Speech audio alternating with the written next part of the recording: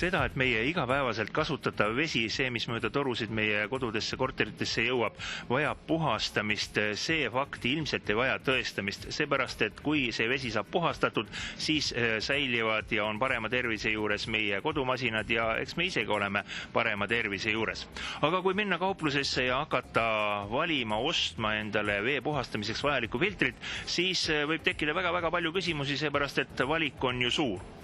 Tulime täna siia Bauhofi kauplusesse, et saada selgeks, kuidas ikkagi valida veefiltreid ja igaks juhuks võtsin kaasa sellise pudelitäie, hetkel tumedat vedelikku. Tegemist on päris tavalise joogiveega, mis on toiduvärviga siis tumedaks värvitud ja kui õnnestub, siis teeme mõne filtriga ka katse, kas ikka puhastavad. Kus kohas see filtrite skaala nagu pihta hakkab, millest miljeni on erinevad valikud?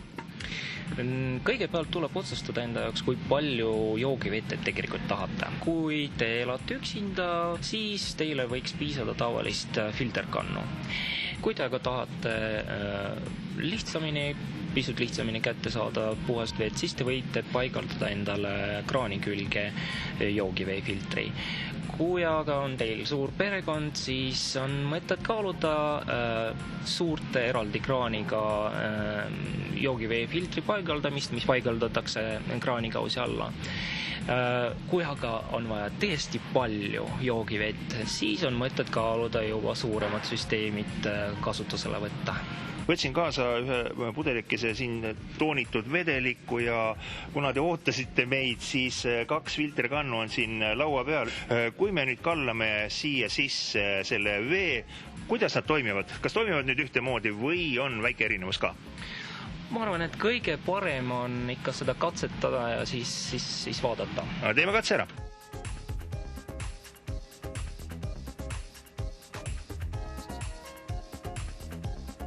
See test näitab, et mõned tootjad kasutavad pisut paremat sorbendit kui teised. Kui võtad ühe filtri kätte ja raputad, siis väike kõrin on sees, teisel filtril ei ole. Mis vahet see nüüd näitab?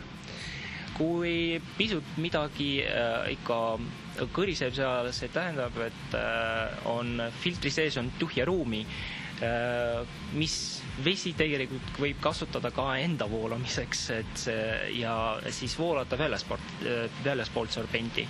Aquaphori omal seda ei ole, seetõttu, et need sorbendid on väga kõvasti sinna sisse pakitud. Aquaphori filtrites on mingi saladuslik Aquaphori kiud veel lisaks aktiivsööle sees. Mida see endast kujutab? See on kiudsorbent, mis eemaldab veest raskemetalle nagu näiteks plii ja rauda. Teil on siin laua peale välja pandud mitmed teisedki filtrid, näitlikuse mõttes nad on isegi katki lõigatud, et näha nii-öelda, mis sitikal sees. Üsna levinud on granuleeritud, aktiveeritud söö filter. Aga siin on samuti olemas oht, et vesi tekitab endale kanali ja voolab väljaspoolt seda sorbenti. Ütleme, et kõige kaasaegsam viis, kuidas seda probleemi vältida, on see niinimetatud söeplokk. Söeplokk on kokku pressitud aktiveeritud süsi. Siin laua peal on teil veel üks filter, milles on selline ilusad narmad sees. See on ka üks meie uutest filterelementidest, kus on kasutatud meie tavaline söeplokk ja kiudmembraanid. Nad võivad filtreerida väga peenelt ja väga väiksed osakesed. Kui keeruline sellise filtri paigaldamine koju on? No kui mõte tekkis, siis kõige kiirem viis on muidugi filterkannu ostmine. See on ostate ja kohe saate kasutada, kohe saate maista seda. Kui aga on soov tõesti paigaldada endale eraldi joogivee kraaniga süsteemi, siis meie süsteemid on väga kasutajate sõbralikud. Neid saab väga kiiresti ja mugavalt paigaldada. Nende sees kasutatakse quick change süsteemid, et kiire vahetuse, kui ühe nupu vajadusega saab vahetada mooduli. Millised interneti leheküljed võib saada veel täiendavat informatsiooni kõigi nende filtrite kohta? Seda saab meie koduleheküljelt, ametlikult koduleheküljelt www.aquaphor.com.